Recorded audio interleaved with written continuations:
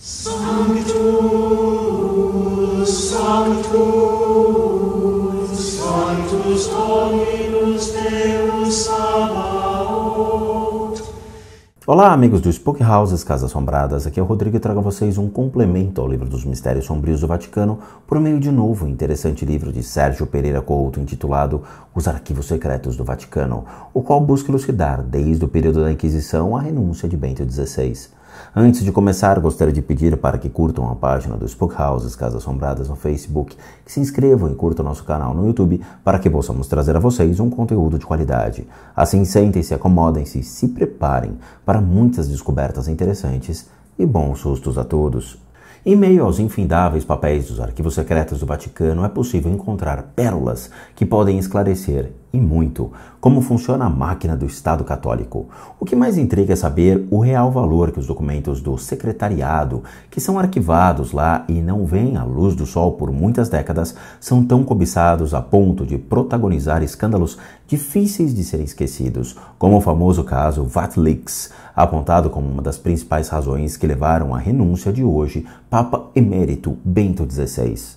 Por muitos anos, Joseph Ratzinger teve de lidar com três fatores principais que resultaram em seu ato, que há muito não acontecia na história da Igreja Católica.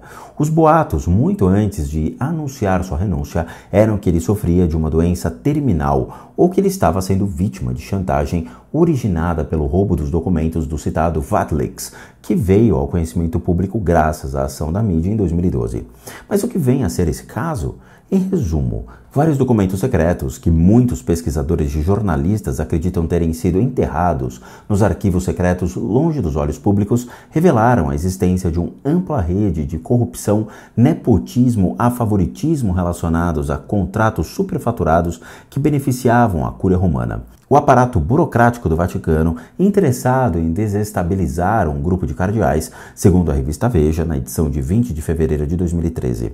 O caso recebeu a denominação de WikiLeaks de seu porta-voz oficial, Federico Lombardi, que comparou a repercussão com o fenômeno Wikileaks, de vazamento de informações confidenciais e delicadas de diversos governos e empresas. O escândalo apareceu pela primeira vez quando o jornalista italiano Gianluigi Nuzzi publicou cartas de Cario Maria Vigano, anteriormente o segundo administrador do Vaticano, em que ele implorava para não ser transferido por ter exposto uma suposta corrupção que custou ao Vaticano um aumento de milhões nos preços de contratos, segundo o site Euronews.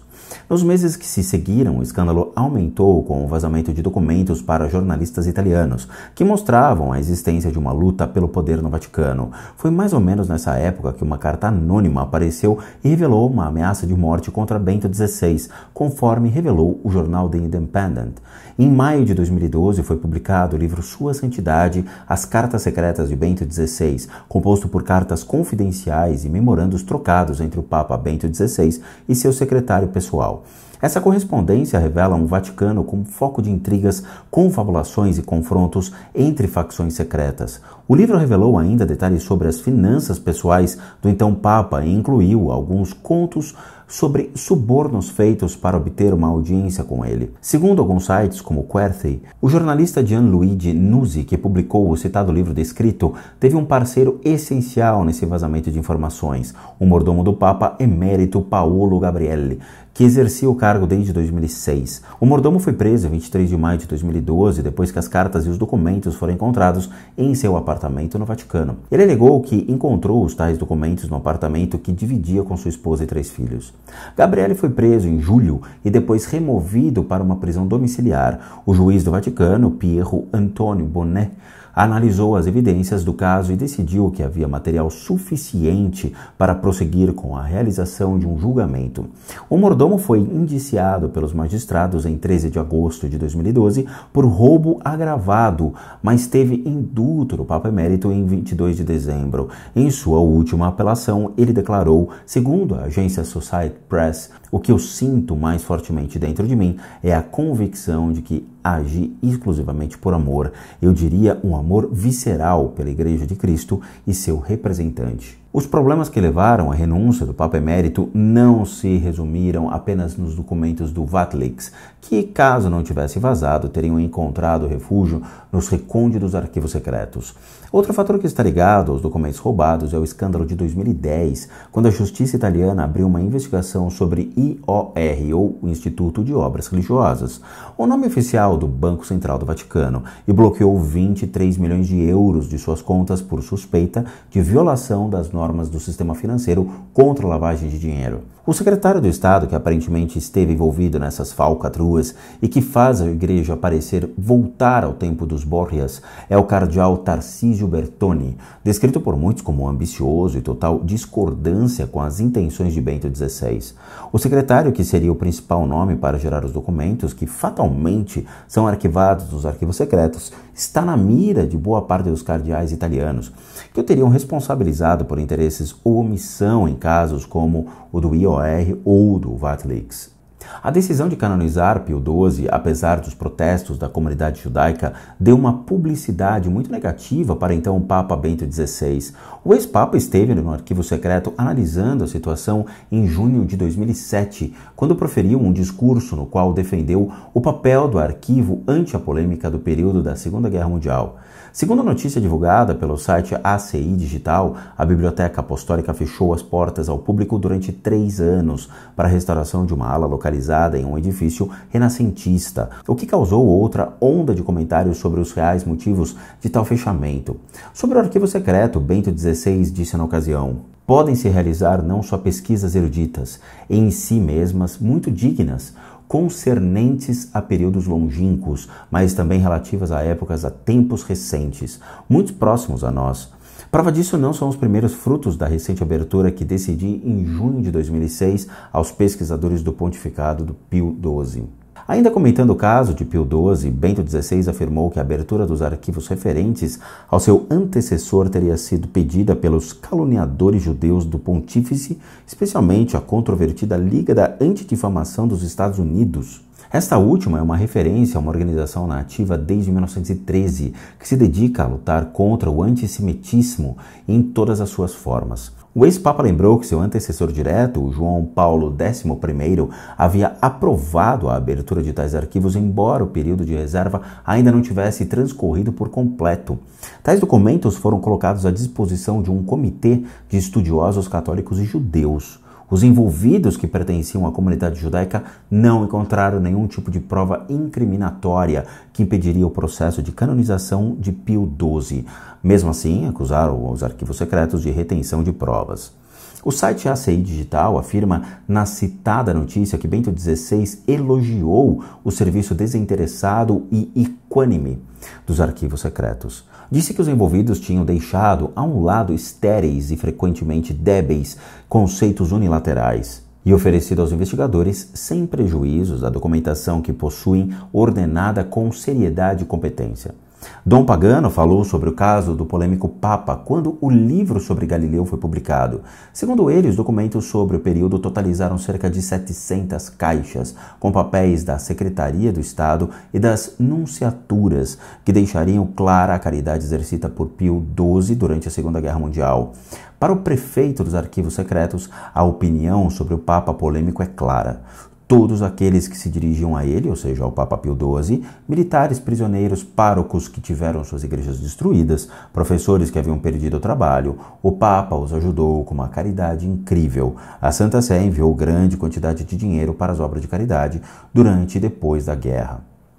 Bom, em meio a várias polêmicas, discussões e brigas para saber se aquele Papa deveria ou não ser canonizado, o processo prossegue a passos largos. Dom Pagano disse também entre os documentos estão incluídos um organograma de todos os italianos das condições da guerra no campo de prisão, além de cartas de núncios que descrevem a situação dos prisioneiros, bem como os textos que evidenciam as tais obras de caridade que foram citadas por ele e realizadas pela Igreja durante e depois da guerra. A mais recente notícia sobre o caso relata que a abertura de tais arquivos será benéfica para melhorar a imagem de Pio XII junto ao grande público. Essa iniciativa partiu de uma organização chamada Pave the Way Foundation, surgida para eliminar os obstáculos entre religiões, fomentar a cooperação e acabar com o abuso da religião para fins partidaristas. Seus componentes entregaram para o Vaticano uma petição para digitalizar e colocar à disposição pela internet cerca de 5.125 documentos dos arquivos secretos datados entre março de 1939 e maio de 1945. Gary Krupp, fundador e presidente da Pave the Way Foundation, anunciou que atas e documentos relativos à Segunda Guerra Mundial estarão disponíveis em breve para o estudo online, sem custo algum, no site da organização e na página oficial do Vaticano. Krupp, um judeu de Nova York, declarou: "No desenvolvimento da nossa missão, constatamos que o papado de Pio XII, ou Eugênio Pacelli, durante a Segunda Guerra Mundial é um motivo de atritos, provocando o impacto em mais de 1 bilhão de pessoas. A controvérsia se centra em se ele fez o suficiente para prevenir o massacre dos judeus nas mãos dos nazistas." Além dos citados fatos, há a abundância de casos recorrentes de pedofilia que Bento XVI tentou combater, mas acabou por se sentir abandonado por cardeais, bispos e padres em seus esforços para dar um basta nessa situação. O corporativismo foi mais forte que o Papa, afirmou o repórter Mário Sabino, da revista Veja. Segundo a reportagem, são milhares de casos ocorridos entre 1996 e 2009 que chegaram a envolver, inclusive, crianças surdas mudas. Inúmeros processos chegaram a ser abertos do Vaticano, mas nenhum deles segue com a velocidade que se esperava. Em maio de 2010, o ex-papa Bento XVI recebeu bispos belgas para juntos analisarem medidas para evitar abusos sexuais de clérigos a menores no país correspondente, segundo o relatório oficial do Vaticano datado em 21 de março de 2012. Bom, quem acompanha as notícias vai se lembrar que acusações de pedofilia passaram a ser relativamente comuns quando o assunto era a Igreja Católica, sendo possível mesmo traçar uma linha cronológica mostrando quais e quantos casos aconteceram. Porém, a onda de acusações passou a assumir proporções inimagináveis, até mesmo para a própria Igreja. Um dos casos mais graves aconteceu na Bélgica, quando o bispo de Bruges, Roger Verloon, foi caçado pelo então Papa por pedofilia. O religioso reconheceu que havia abusado de um jovem quando era sacerdote. Os bispos que encontraram o Papa estavam lá para discutir não apenas as acusações de pedofilia, mas também falar sobre os eternos assuntos polêmicos com os quais a Igreja discute quase infinitamente, mas não chega a uma conclusão, como eutanásia e diálogo interreligioso. Segundo os jornais, a Bélgica é o segundo país europeu a aprovar uma lei para a eutanásia. Porém, o Le Observatoire Humain diz que aquela nação sofre com os escândalos de abusos sexuais por parte de clérigos.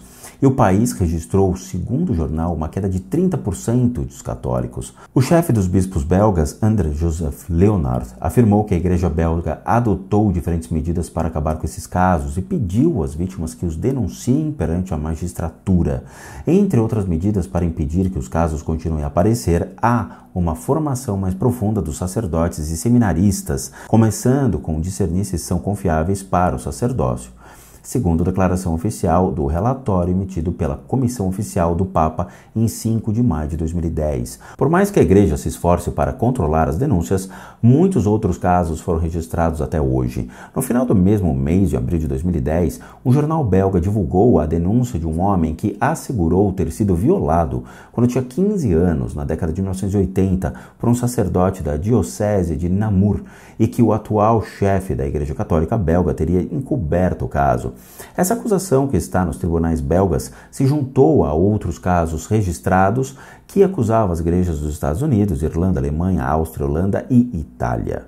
Há quem jure que os arquivos secretos do Vaticano possuem relatórios completos sobre as atividades de pedófilos. Há até hoje suspeitas de que o próprio Vaticano sabia dessas atividades, mas as escondia de todos, para que ninguém soubesse como seus padres realmente agiam. Esse material, que até hoje é discutido à exaustão em fóruns de internet, gerou muitas lendas, ou seja, fatos não confirmados, que apresentam os padres de maneira diversas, incluindo depravados que se valiam da confiança de jovens, a maioria de sexo masculino, para obter sexo da maneira ilícita. Segundo notícias, o Monsenhor Charles Cicluna, promotor de justiça da Congregação para a Doutrina da Fé, teria afirmado que houve 3.000 denúncias de abusos contra menores nos últimos 10 anos, mas que não sabia afirmar o que teria acontecido com as denúncias, nem quantos religiosos foram considerados culpados e punidos. É claro que ninguém jamais conseguiu uma prova concreta sobre as supostas atividades ilícitas, ou mesmo saber se haveria, de alguma forma, um arquivo no Vaticano que registrasse quem é pedófilo e onde atuaria. Porém, a fama de tal história está incontrolavelmente espalhada por todo o mundo. O jornal The New York Times afirmou em reportagem que o Vaticano havia sido informado a respeito dos abusos cometidos pelo padre Lawrence Murphy, que molestou cerca de 200 crianças de uma escola para surdos no estado de Wisconsin ao longo de 24 anos, mas não tomou nenhuma providência. Talvez a prova de culpa dos pedófilos esteja arquivada de fato nos arquivos secretos, porém esta será uma informação que poderá ser divulgada daqui a muitos anos ainda. Bom, a estratégia escolhida pelo Papa Emérito, ou seja, a renúncia, o tira da liderança da igreja e coloca atrás das paredes de um convento para freiras do Vaticano, chamado Mosteiro Mater Ecclesiae, ou Mãe da Igreja, construído em 1992, já usado antes por Ratzinger quando ele precisava fazer reflexões e leituras durante o papado de João Paulo II. Os escândalos que vieram à tona foram listados a partir de uma investigação encomendada pelo Papa Bento XVI a 3 cardeais octogenários fidelíssimos a ele, Juan Hernández Casado, Joseph Tonco e Salvatore de Giorgi. Os 3 cardeais escrutinaram documentos e escolheram depoimentos de dezenas de padres e leigos na Itália e em outros países, inicialmente por um questionário único enviado para todos os entrevistados e depois por meio de entrevistas individuais devidamente cruzadas. Segundo a matéria publicada na revista Veja, eles concluem que altos integrantes da Cúria eram chantageados por homossexuais beneficiados com o dinheiro da igreja e a nomeação para cargos de destaque na estrutura do Vaticano ou próximo dela.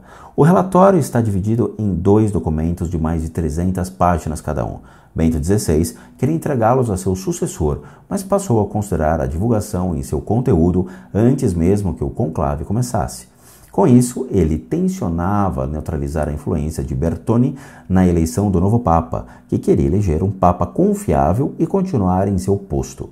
O novo Papa, ciente dos relatórios, deverá tomar as devidas providências sobre o assunto, enquanto Bento XVI pairá como uma presença invisível. Se isso será o suficiente para livrá-lo da influência da banda podre, como se passou a denominar os corruptos da igreja, ninguém sabe.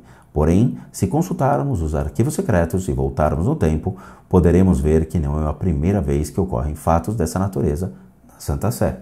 O Bento XVI é o 8º Papa a anunciar em toda a história da Igreja Católica. Os outros 7 estão listados no Dicionário Histórico do Papado, obra assinada pelo eminente historiador francês Philippe Levian. Pela ordem, os renunciantes são Martinho I, Bento IV, João XXIII, Silvestre III, Bento IX, Celestino V e Gregório XII. Um fato curioso é que pouco antes de abdicar, Bento XVI esteve na Basílica de Santa Maria di Collemaggi, em Áquila, para visitar o túmulo de Celestino V, um ídolo pessoal, um dos papas que abdicou. Sua renúncia foi a primeira a ter alguma controvérsia jurídico-teológica, pois a legitimidade de seu sucessor, Bonifácio VIII, teria sido questionada pela poderosa família romana Colonna, sob alguns argumentos. 1. A autoridade pontifícia conferida por Deus por meio do Espírito Santo nos conclaves só pode ser retirada pelo próprio Deus. 2. O casamento, que une o Papa à Igreja, é indissolúvel. E 3. A renúncia de um pontífice não pode ser permitida porque abre flancos na Igreja. Segundo registros oficiais, muitos dos quais estão nos arquivos secretos, Bonifácio VIII teve um papado sem maiores problemas. A renúncia de um Papa passou a ser prevista no Código de Direito Canônico, regulamento promulgado por João Paulo II, que estabelece que o Papa pode deixar o trono de Pedro apenas por vontade própria, como fez Ratzinger. Os documentos referentes aos escândalos do pontificado de Bento XVI estão fatalmente fadados a serem trancados nos arquivos secretos. Quando eles vierem a público, talvez se esclareça de uma vez por todas o que levou um Papa ao extremo de renunciar. Porém, talvez não estejamos mais vivos quando isso acontecer. Bom, meus amigos do canal, espero que vocês tenham gostado desse incrível livro e vejo vocês nos próximos assuntos desse podcast. Grande abraços a todos e bons sustos! Sanctus, Sanctus, Sanctus Dominus Deus Sabaoth.